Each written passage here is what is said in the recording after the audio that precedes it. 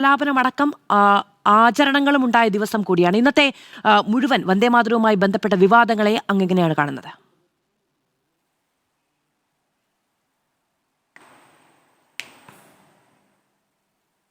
എന്ന് പറയുന്നത് ഭാരതത്തിന്റെ ദേശീയ ഗീതമാണ്.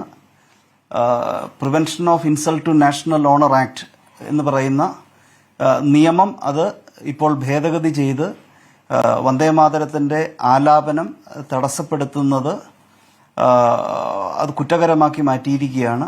ഈ ഒരു കോണ്ടെക്സ്റ്റിൽ നാം മനസ്സിലാക്കേണ്ടത്, ഈ നിയമപ്രകാരം ഇതൊരു പീനൽ ഒഫൻസാക്കി മാറ്റിയിട്ടുണ്ടെങ്കിലും ഈ നിയമം സംസ്ഥാനങ്ങളിൽ ഇത് ആലപിക്കണം എന്നുള്ളത് നിർബന്ധമാക്കിയിട്ടില്ല.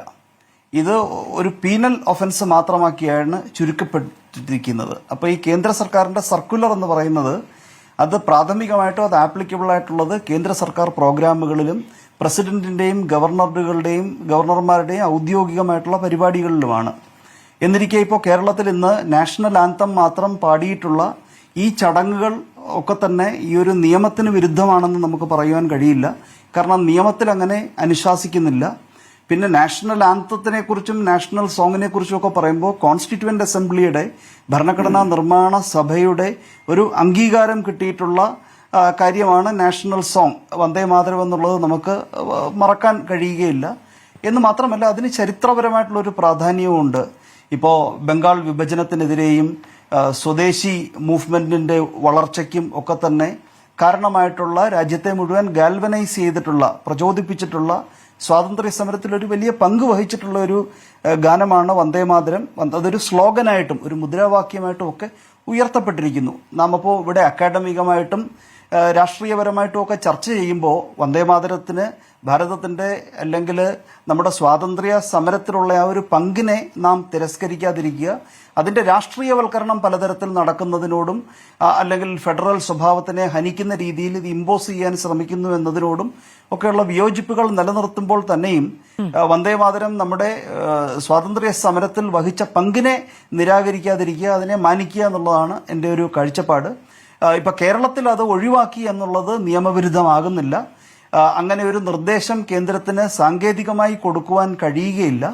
കേന്ദ്രത്തിന് കൊടുക്കാൻ കഴിയുന്ന ഒരേ ഒരു നിർദ്ദേശം എന്നത് പാർലമെന്റ് പാസാക്കിയിട്ടുള്ള നിയമത്തിന്റെ ലംഘനം ഉണ്ടാകുകയാണെങ്കിൽ ഉണ്ടാകരുത് എന്ന് അവർക്ക് ഭരണഘടനയുടെ 256 വകുപ്പ് അനുസരിച്ച് നിർദ്ദേശിക്കുവാൻ കഴിയും.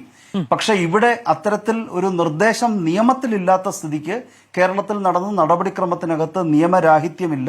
പിന്നെ ഡൽഹിയിൽ നടന്ന ചടങ്ങിൽ AICC ആസ്ഥാനത്ത് നടത്തിയ ചടങ്ങിൽ വന്ദേമാതരം പൂർണ്ണമായി ആലപിക്കുന്നതിനിടയ്ക്ക് എന്തോ ഒരു അഭിപ്രായ പ്രകടനം പോലെയോ അല്ലെങ്കിൽ എന്താണ് അവർ തന്നെ പറയുന്നത് കസേര കൊണ്ടുവരാൻ ആവശ്യപ്പെടുകയായിരുന്നു എന്നുള്ളതാണ്. ആ ഒരു വേർഷൻ നമുക്ക് ഇതിനെ സംബന്ധിച്ച് വസ്തുതാപരമായി ഒരു പരിശോധന നടത്തുവാൻ പരിമിതിയുണ്ട്.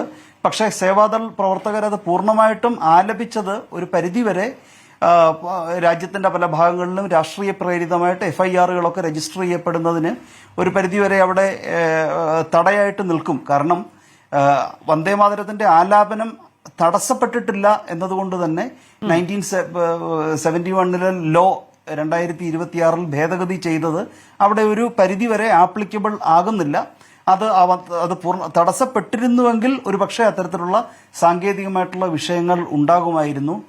വന്ദേമാതരം ഏതു തരത്തിൽ രാഷ്ട്രീയവൽക്കരിക്കപ്പെടുന്നതും അത്തരത്തിൽ നാഷണൽ സോങ്ങിനെ ഇമ്പോസ് ചെയ്യുവാൻ പൂർണ്ണമായിട്ട് അതിന്റെ സ്റ്റാൻസകളെ രാഷ്ട്രീയമായിട്ട് ഇമ്പോസ് ചെയ്യാനൊക്കെ ശ്രമിക്കുന്നതിൽ നിന്നൊക്കെ അധികാരത്തിലിരിക്കുന്ന രാഷ്ട്രീയ പാർട്ടികളും സർക്കാരുകളും ഒക്കെ ഒരു പരിധിവരെ പിന്തിരിയുന്നതാണ് അഭികാമ്യം. കാരണം വലിയ വിവാദങ്ങളൊക്കെ ഇത്തരത്തിൽ ഉണ്ടാകുമ്പോൾ ആത്യന്തികമായിട്ടും നമ്മുടെ ചരിത്രത്തോട് ചെയ്യുന്ന ഇത്തരത്തിൽ വന്ദേമാതരം എന്ന് പറയുന്ന ഒരു സ്ലോഗൻ നമ്മുടെ സ്വാതന്ത്ര്യ സമരത്തിൽ ഉണ്ടാക്കിയെടുത്ത ആ ഒരു പങ്കിനെ പ്രചോദിപ്പിച്ച ആ ഒരു റോളിനെ നാം നിരാകരിക്കുന്നതിന് തുല്യമാകും.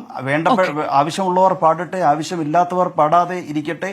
ബിജോയ് ഇമ്മാനുവൽ കേസിൽ ബഹുമാനപ്പെട്ട സുപ്രീം കോടതിയുടെ വിധി ഉണ്ടായിട്ടുണ്ട്.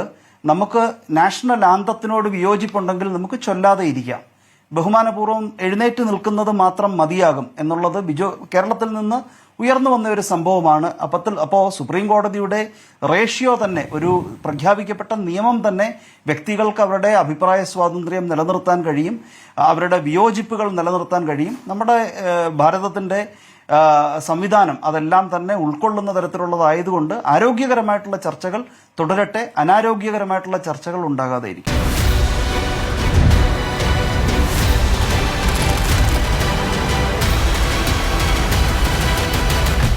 Debate with Madhu Saji.